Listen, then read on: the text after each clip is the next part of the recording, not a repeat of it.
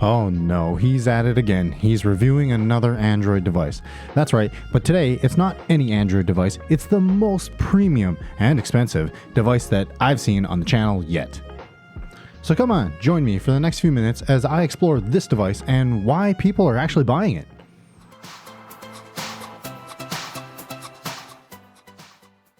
Okay, this device admittedly, upon the first glance, like the RG Cube XX, I was not a fan of. But using this in my hands, I was pleasantly surprised. To get serious for a second, looking at the specs and the price of this thing, I couldn't wrap my head around why somebody would want to buy this. But I understand that this thing actually does two things in particular really well. Performance and price. No, not price. It does performance and quality, I guess. It is a very premium feeling device, one that I guess you could argue matches the price. So let's go over the first thing first. Talking about performance, you're going to be able to play anything and everything up to Nintendo Switch and whatever I guess I'm allowed to actually show on the channel here. None of this will run into any issues on this Pocket S, whether it's Wii, GameCube, PS2, or again, Nintendo Switch. You can even dabble in some Winlator stuff, which I honestly can't remember if I recorded any footage of, and I'll throw it up on the screen if I did. On the flip side, there is that premium feeling that I mentioned, which is reflected in its all-metal chassis, or at least the metal frame around it, and everything else that includes this leather case. But this thing is also not perfect, so I'll talk about that a little bit later. Quickly throwing up the specs on the screen, you'll see that there's a 1080p and a 1440p variant. This one here is the 1080p variant, but I'll say that it still looks pretty good, especially for this screen size. In the previous Ayaneo devices that I've been lucky enough to review, I have felt at least some of that luxury vibe that they're going for, and this one is no different.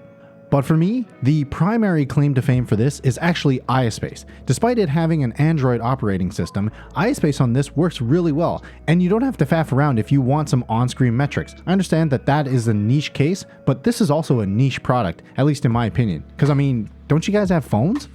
Besides this, in terms of the performance too, there's multiple different settings that you can alter, including the fan speed, which can get really loud, and it also runs very cool.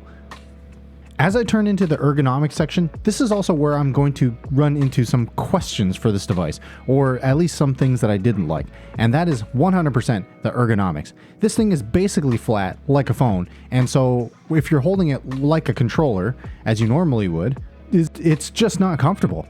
I really can't say anything else. This completely changes when you add on that little cover, either the silicone cover I believe it is, or the leather cover. But that leather cover has an issue too. Why, for example, is the top black in a different color? It's just a weird design change or design choice and a lack of attention to detail. Now you're probably thinking I'm just nitpicking like I always do on the channel. But the thing is when you're paying this kind of price, you want at least the design aesthetics to look nice. And of course there are other little nitpicks too, like why does this only have one USB-C port, and why is it that when you put on the leather cover, now you have no access to the micro SD card? Oof. And beside the aesthetics and overall comfort, we have to address the elephant in the room, which is competitors to this device, including their own brand competitors, the Ayaneo Pocket Evo. Additionally, there are cheaper alternatives like the Odin 2 Mini and the Odin 2 Pro, which are pretty much in the same performance league, and again, they don't cost the same kind of money. Yeah, those do have smaller displays, but this display here is capped at 60 Hz, including the 1440p version, and that Pocket Evo that I mentioned earlier, yeah, that is OLED, and it also has higher refresh rate. So what are we doing here, guys? Instead of soapboxing all day long about the competitors though, let me also enter in another competitor, this time by Ayaneo themselves. Because it takes me way too long to publish these videos, Ayaneo has already announced a Pocket S2. And although you could probably make the argument that we need a new and higher level performance tier for the upcoming PS3 emulation on Android, it's been less than a year since the release of this device. And yeah, that probably doesn't feel great if you just got one of these. That does lead to the question of some overarching larger issues at hand, but that's beyond the scope of this video. A final point I'd like to make about this device, which is not a nitpick, but something I noticed not a lot of people talk about in these reviews, and that is that this device doesn't come preloaded with any games. So if you're planning to get this as a gift for someone and they're not very tech savvy, you're probably going to have to be the one to load up the games.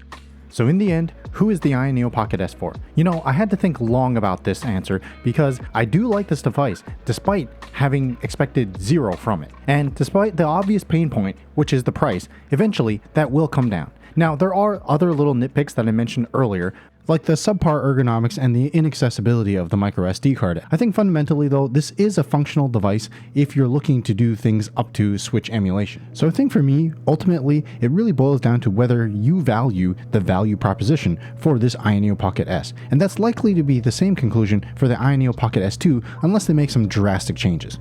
As always, thanks for clicking on the video. Make sure to check the links in the description below, and you are a beautiful person, so don't let anything hold you back.